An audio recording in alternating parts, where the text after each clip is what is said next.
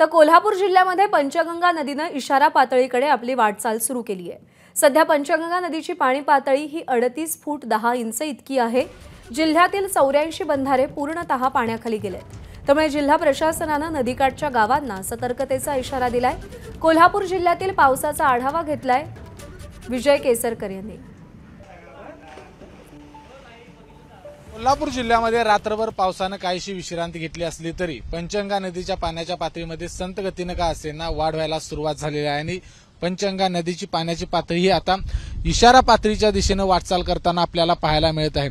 सध्याची पाण्याची पातळी जर आपण बघितली तर 38 फूट 10 इंचांवर पंचगंगा नदी ही पोहोचलेली आहे। ज्यावेळी पंचगंगा नदी ही 39 फुटांवर पोहोचते त्यावेळी पंचगंगा नदीने इशारा पातळी गाठली अशा पद्धतीचं म्हटलं जातं। प्रशासनाने त्या संदर्भात सगळ्या नदीकाठावर असणाऱ्या गावकऱ्यांना सतर्कतेचा इशारा आहे तो दिलेला आहे। जिल्ह्यातील साधारण 84 बंधारे पूर्णपणे पाण्याखाली गेलेले आहेत। त्याचबरोबर त्या बंधाऱ्यांवरून वाहतूक करू नये अशा पद्धतीच्या सूचना जिल्हा प्रशासनाच्या वतीने करण्यात आलेल्या आहेत। कोल्हापूर शहरामध्ये जरी पावसाने काहीशी विश्रांती घेतली असली तरी देखील जे घाट माथ्यावर आहे तो पाऊस संततधार या ठिकाणी पाहायला मिळत आहे। राधानगरी धरण असेल हे 80% भरलेलं आहे। इतर जी कोल्हापूर जिल्ह्यातील छोटी मोठी धरणं जी आहेत ती साधारण 80% पेक्षा जास्त आहेत ती भरलेली आहेत। त्यामुळे कोल्हापूर जिल्ह्यातील सर्वच नद्या या दुथडी भरून वाहत आहेत। अनेक नद्यांनी आपलं पात्र आहे ते सोडलेलं या ठिकाणी पाहायला मिळते।